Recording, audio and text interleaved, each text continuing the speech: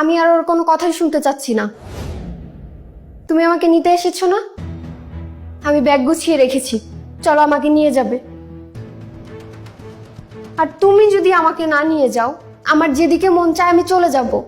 তোমরা কেউ আর আমাকে কোনোদিন খুঁজে পাবে না। আহা মা, তুমি তো রাগ করছো কেন? আমি কথা বলছি তো। বাবা, এখন আমি আপনাকে কি বলবো? পরে এই ছোট্ট বিষয়টাকে যতটা বড় করে দেখছে, বিষয়টা কিন্তু মোটেও ততটা বড় না। বিষয়টা তেমন বড় না হলে আমার মেয়ে তো এভাবে বলার কথা না।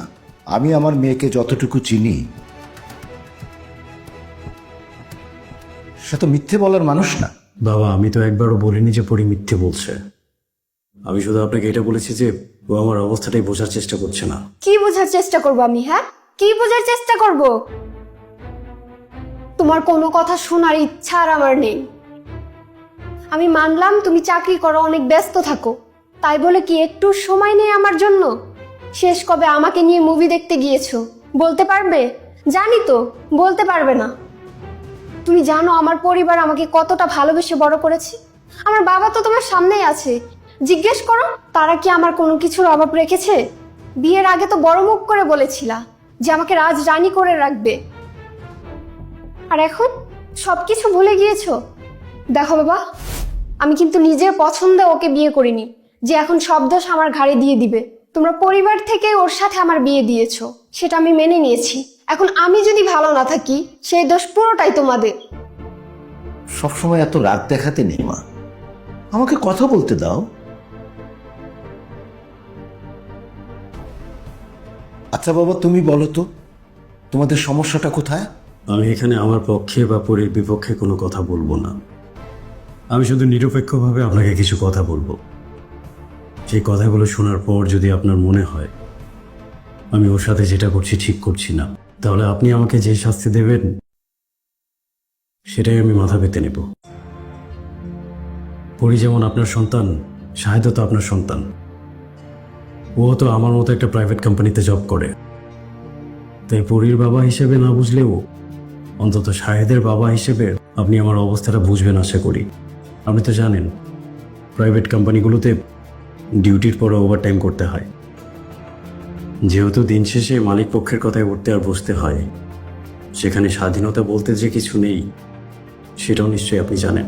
তাই বলে নিজের স্ত্রীকে সময় দিতে পারবে না, এটা তো হতে পারে না। বাবা, কিছুদিন আগে শাহেদের সাথে নাকি ওর ওয়াইফের একটা ঝামেলা চলছিল।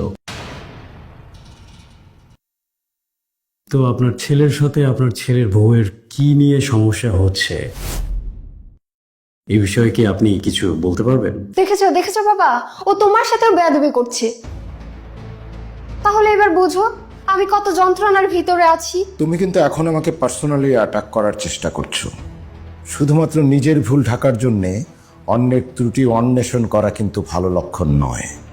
আমি এসেছিলাম তোমাদের সমস্যাটার সমাধান করার জন্যে।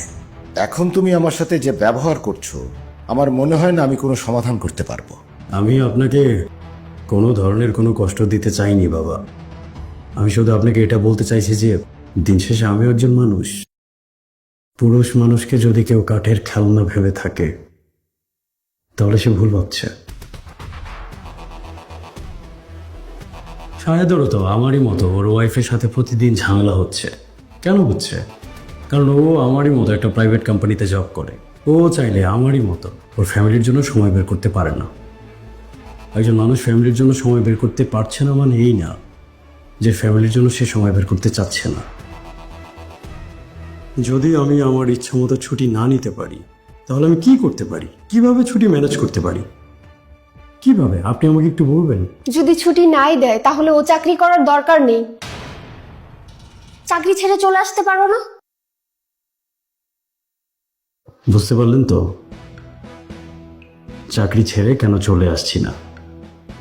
আচ্ছা, শাহেদ কি চাইলে এই চাকরি ছেড়ে চলে আসতে পারবে? আপনি বাবা হিসেবেই বলুন, ওর কি চাকরি ছেড়ে আসাটা ঠিক হবে? আর বাবা হিসেবে আপনার যদি মনে হয় শাহেদ চাইলেই চাকরিটা ছেড়ে চলে আসতে পারে না, তাতে ওর ওয়াইফ ওর সাথে যতই অশান্তি করুক, তাহলে আমি কিভাবে পারি? আমিও আপনার শাহেদের মতোই কোনো এক বাবা আর কোনো এক মায়ের সন্তান। আমার কথা কি ভাববে? আমরা পুরুষেরা চাকরি করি, ব্যবসা করি, কার জন্য করি? সব তো পরিবারের জন্যই করি, পরিবারকে ভালো রাখার জন্য করি।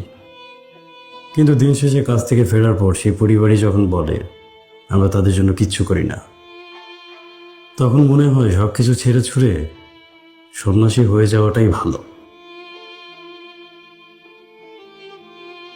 একজন স্ত্রীর সাথে তার স্বামীর সম্পর্ক যে শুধুই কাগজে কলমের তা কিন্তু না।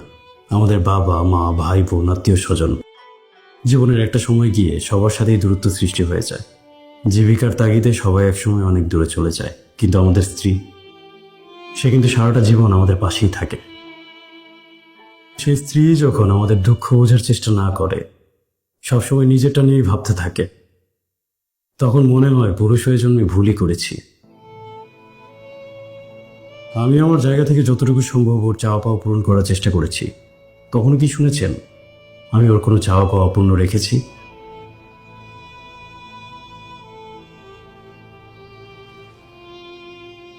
আকাশ সমান চাওয়া পাওয়া তার। আকাশের তারা শেষ হয়ে যাবে, তার চাওয়া শেষ হবে না।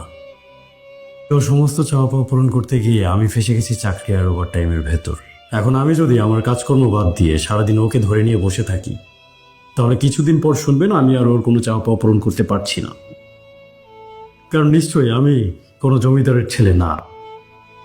আমি যদি কাজই না করি তার চাওয়া পাওয়া কী করে পূরণ করব? আমি জানি না, আমার কাছে এর কোনো সমাধান নেই।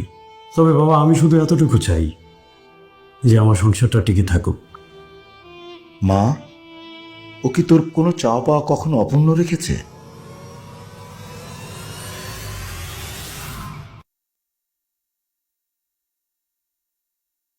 বাবা, আমি একদমই একটা অজপাড়া গায়ের ছেলে। আমি যেখান থেকে উঠে এসেছি সেখান থেকে একজন ছেলে ঢাকা শহরে এসে চাকরি করবে, এটাই অনেক বড় বিষয়।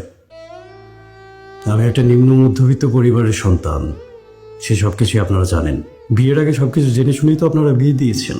যে চাকরিটা করছি সেটা অনেক কষ্ট করে পেতে হয়েছে, কারণ সবার মতো আমার মামা খালু ছিল না। এখন এই চাকরিটা যদি আমার চলে যায়, পরীর যদি মনে হয় আমার সব কাজকর্ম ছেড়ে কাল থেকে ওকেই আমার সময় দেওয়া উচিত, তাহলে ঠিক আছে, আমি কাল থেকে অফিসে খুব বেশি সময় দেব না।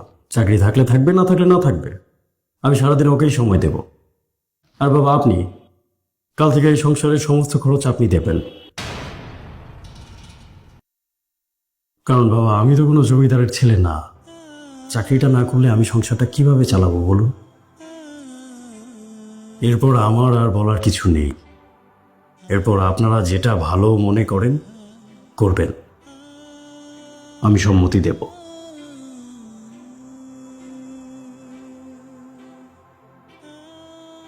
তোর ভাবিও কিন্তু শাহেদকে একই রকম ভাবে প্রেশারাইজ করে। তোরা যে কেন এমন করিস আমি বুঝি না।